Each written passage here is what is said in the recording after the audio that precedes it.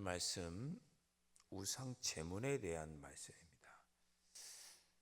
다시 한번 고린도 교회의 상황을 말씀을 드리면 고린도라고 하는 지역, 고린도 교회가 있었던 고린도라는 지역은 항구 도시였고 이쪽과 이쪽 사이를 중개하는 그런 지역이었기 때문에 뭐라 그럴까요? 굉장히 나라가 그 도시가 많은 이방 사람들, 여러 나라 사람들이 왕래하는 그런 곳이었습니다.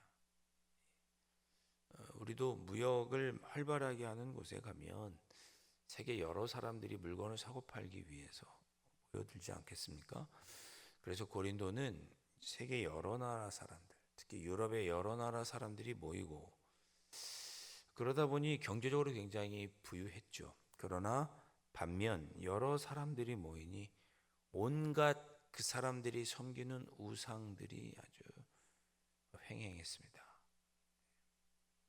유대인들도 있었고 고린도 교회는 기독교인이죠. 그리스도인들도 있었고 그의 로마의 신들을 섬기는 우상도 있었고 바다다 보니까 바다를 섬기는 우상을 섬기는 바다의 신을 섬기는 우상을 섬기는 그런 사람들도 있었고 다양한 사람들이 있었는데 문제는 뭐냐?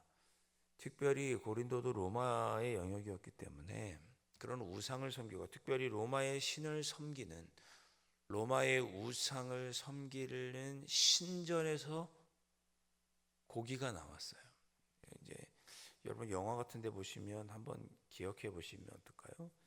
로마 같은 나라는 이렇게 신전에서 제사를 드리면 뭐 송아지 한 마리 드리는 것이 아니라 축제 같은 때 무슨 신회 무슨 뭐 중요한 날이 되면 수백 마리의 고기들이 이렇게 제물들이 신전에서 태워집니다. 사람들은 막 거기서 막 구경하고 막 그렇게 하죠.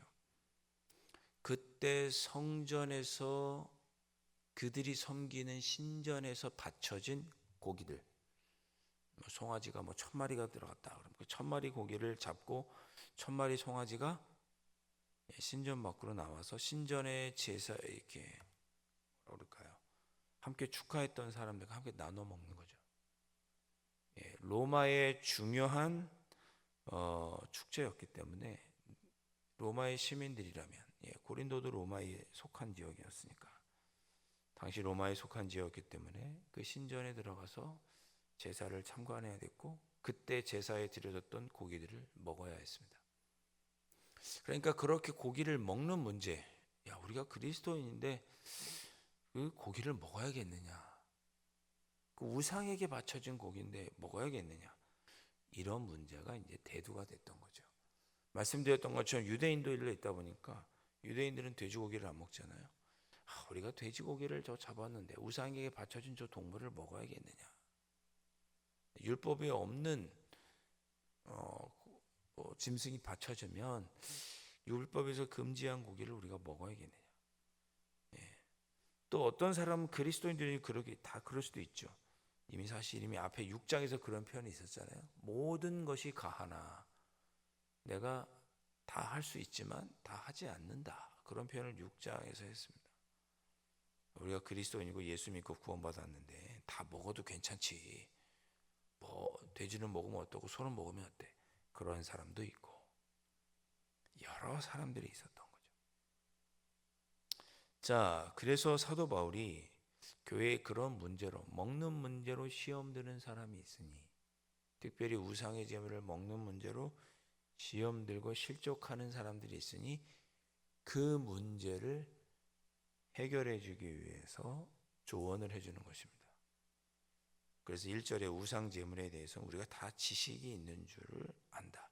율법적인 지식이든 무슨 지식이든 우리가 뭐 학문적으로 율법적으로 우리 기독교 윤리 안에서 이거 뭐 먹어도 괜찮지 이런 지식이 다 있는데 그런 지식은 사람을 교만하게 하더라. 우쭐하게 한다는 거죠. 아니 우리가 먹어도 되지. 이거 먹는다고 우리가 지옥 가나? 예수님 믿고 구원받았으면 됐지. 이거 먹어도 돼. 이거 해도 돼. 사람을 교만하게 합니다. 그래서 우상의 제물을 왠지 꺼려서 안 먹는 사람에게 믿음이 없구만, 신앙이 제대로 없구만, 뭘 모르는구만, 그러니까 안 먹지. 다른 사람을 정죄하는 도구가 되는 거예요, 지식이. 그런 얘기입니다. 지식은 교만하게 한다. 그러나 사랑은 덕을 세우나니.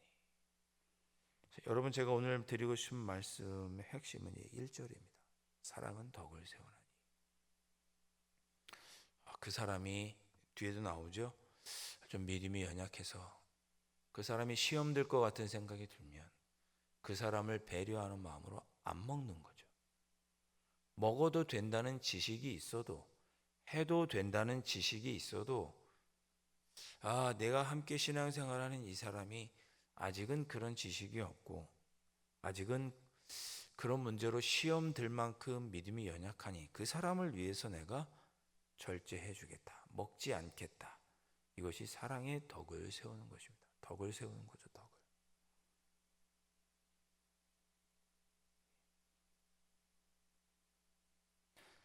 여러분께서 신앙생활을 하시다가 내가 이 문제를 어떻게 해야 될까? 이 일을 어떻게 결정해야 될까? 성경에 나오지 않는 일들이 있습니다. 시대가 많이 바뀌었고 성경의 시대와 지금 시대는 너무나 많이 바뀌었잖아요. 그리고 여기는 고린도, 그리스 지역이죠. 우리하고도 문화도 많이 다르고 다 다릅니다. 기후도 다르고. 그러니 성경에 나오는 그 모든 문화적인 것을 다 우리가 똑같이 할 수는 없죠. 성경에는 첩도 뒀잖아요. 첩. 아브라함도 첩이 있었죠. 그때는 그게 문화적으로 아무런 문제가 없는 시대였지만 지금 우리가 보면 말이 안 되죠.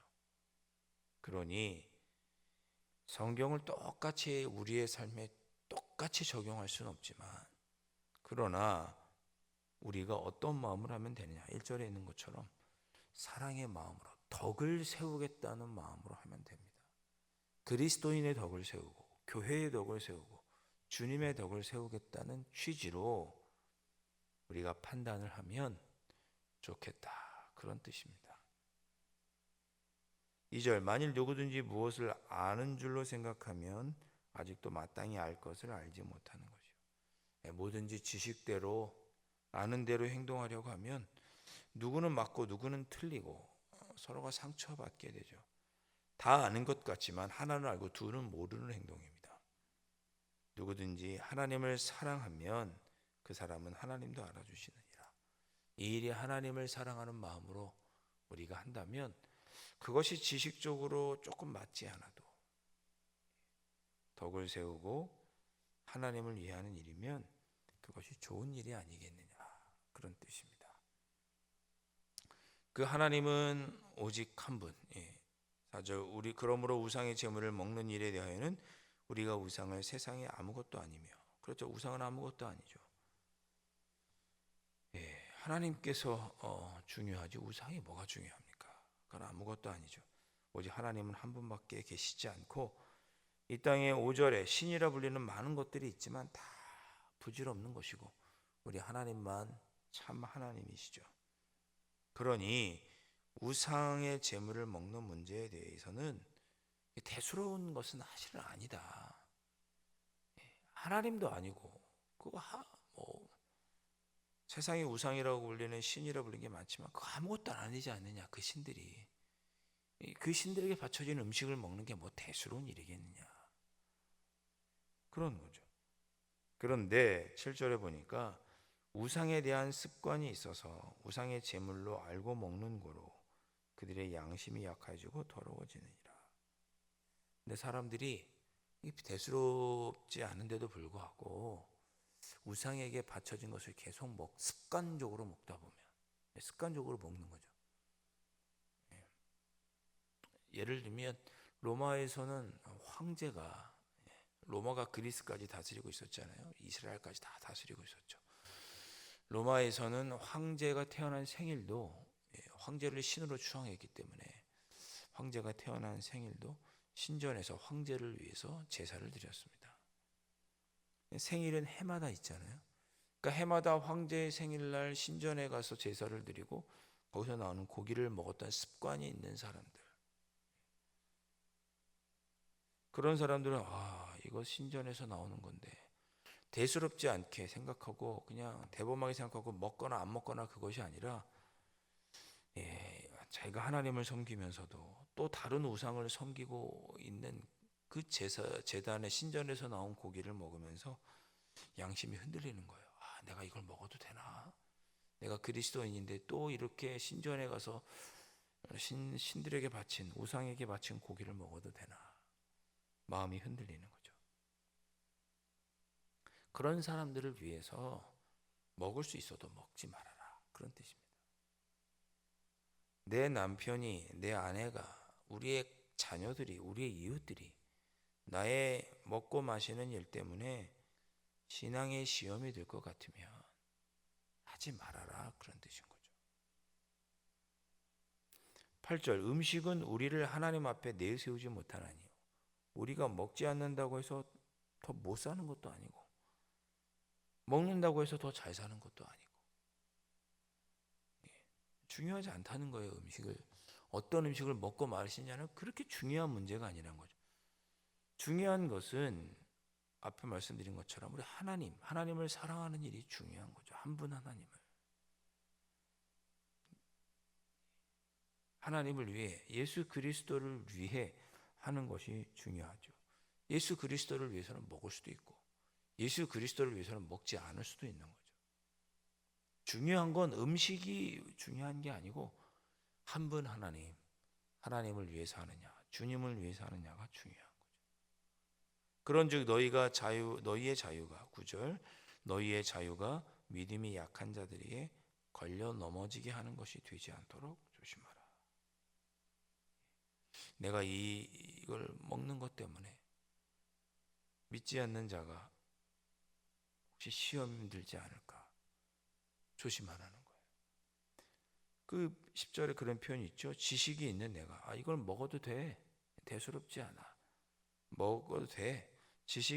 그런 지식이 있는 내가 우상의 집에 앉아 먹는 것을 누구든지 보면 그 믿음이 약한 자가 보면 우리 목사님 신전에 가서 고기도 드시고 신전의 제물을 드시네. 그럼 나도 먹어도 되겠다. 별거 아니구나.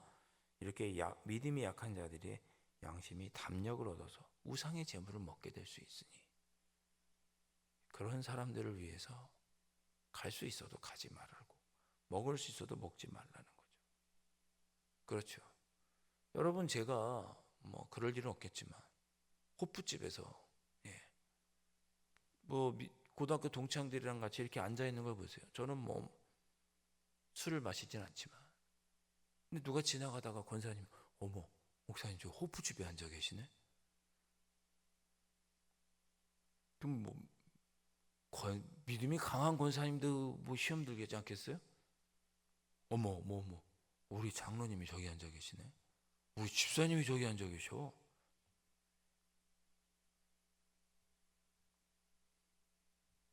그런 일이 없도록 내가 할 수 있지만 믿음이 약한 자를 위해서 그 사람의 덕을 세워주기 위해서 하지 말자, 먹지 말자, 가지 말자, 행하지 말자 그런 뜻입니다. 12절에 심지어 사도 바울은 표현합니다. 그렇게 형제에게 믿음이 약한 양심을 상하게 하면 믿음이 약한 자가 시험 들게 하면 12절에 죄를 짓는 것이라고 말씀합니다. 죄 짓는 거예요. 먹고 마시는 문제로 죄 짓는 게 아니라 믿음이 연약한 자를 시험 들게 하는 게 죄라는 거죠. 그러므로 만일 음식이 내 형제를 실족하게 한다면 나는 영원히 고기를 먹지 아니하여 내 형제를 실족하지 않게 하리라. 믿음이 연약한 자를 시험 들게 할 거라면 내가 안 먹고 만다. 하지 않고 만다. 그런 거죠. 그러니까 제가 오늘 1절 말씀에 다 연관된 내용인 거예요. 여러분들이 신앙생활 하시다가 이걸 해야 되는지 말아야 되는지 가야 되는지 어떻게 해야 될지 잘 모호한 이때와는 시대가 다르니 어떻게 해야 되는지 참 모호한 그런 일들이 생길 때 이 말씀을 기억하시고 삶의 기준으로 삼으시면 되죠. 아, 내가 이 일을 해서 믿음이 약한 자가 혹시 넘어질까? 그렇다면 하지 말아야겠구나. 해도 되지만 그런 지식이 우리에게 있죠. 해도 되는지 안 되는지 그런 판단이 우리에게 있지만 믿음이 약한 자를 위해서 그 사람을 배려하고 그 사람을 섬기는 마음으로 하지 않는 것. 그것이 사랑의 덕을 세우는 것입니다. 믿음이 약한 자가 이 일 때문에 넘어지지 않도록 오늘 새벽에 우리 한 주간을 시작하시면서 기도하셨으면 좋겠습니다. 신앙생활은 하나님하고 나하고만 관계가 좋으면 신앙생활이 아닙니다. 하나님과 나와의 관계도 좋아야 되지만 사람들 사이의 관계도 사랑의 덕을 세워야 되는 것이 신앙생활입니다. 왜? 이 믿음이 약한 자를 실족하게 하면 죄를 짓는 거니까. 사람과 사람 사이의 관계에서도 이웃과의 관계에서도 누군가를 실족시키지 않고 배려하고 섬기는 것이 신앙생활입니다. 이번 한 주간 하나님 제가 이런 모습으로 주님을 위하여 살고 우리의 이웃들을 시험 들게 하지 않는 모습으로 살아갈 수 있도록 성령 하나님 나를 지켜주시고 인도해 주시고 지혜를 주시옵소서. 그래서 사랑의 덕을 세우고 하나님의 영광을 드러내며 사는 이 한 주간이 될 수 있도록 성령 하나님 도와주시고 인도해 주십시오. 이 새벽에 그렇게 기도하고 돌아가시기를 주님의 이름으로 축원드립니다. 기도하겠습니다. 주님, 사도 바울은 충분히 할 수 있음에도 믿음이 약한 자를 실족하지 않게 하기 위하여 할 수 있음에도 하지 않겠다라는 믿음의 고백을 하며 권면하였습니다. 오늘 이 말씀 저희도 마음에 새겨서 우리가 할 수 있고 우리에게 지식이 있지만 그러나 믿음이 약한 자를 격려하고 위로하고 세우기 위하여 절제하며 사랑의 덕을 세우며 그렇게 살아가는 저희들이 될 수 있도록 성령 하나님 인도하여 주시옵소서. 귀하신 예수 그리스도의 이름으로 간절히 기도하옵나이다. 아멘. 하늘에 계신 우리 아버지, 아버지의 이름을 거룩하게 하시며 아버지의 나라가 오게 하시며 아버지의 뜻이 하늘에서와 같이 땅에서도 이루어지게 하소서. 오늘 우리에게 일용할 양식을 주시고 우리가 우리에게 잘못한 사람을 용서하여 준 것 같이 우리 죄를 용서하여 주시고 우리를 시험에 빠지지 않게 하시고 악에서 구하소서. 나라와 권능과 영광이 영원히 아버지의 것입니다. 아멘.